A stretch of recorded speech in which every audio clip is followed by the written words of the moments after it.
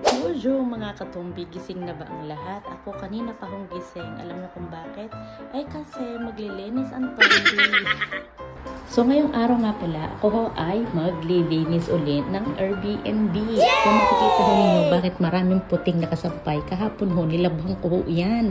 Tapos meron na nga ho ditong hover nilagay na ni Sir at meron na rin ho ditong na pressing na bedsheet.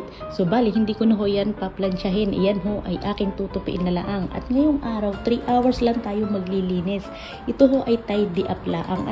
Ang ganda ng floor nila, oh, kahoy yan ang aking tab. So bali nga, ako pala ho ay may dalang tinapay pa din eh.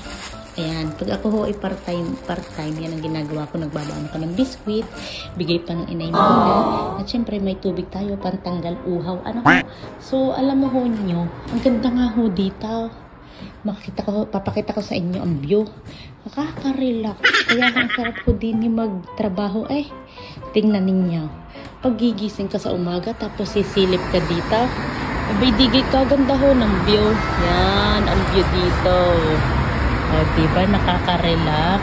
Nakaka-relax ho. Yan. So, busy day na tayo. So, bali, 3 hours lang ho tayo ngayon. At pagkatapos ho ng 3 hours, ay di si Billy Boy ho uuwi na pag sinabing tidy up, kaunti-kaunti lang ho ang linis kasi nga nilinis ko ito. At good news, mayroon na naman uli akong cleaning sa Monday. O diba, todo kayod ho tayo ngayon dahil nga ho, marami ho ngayon ang nagre-rent. Kaya nakakatuwa ho ito.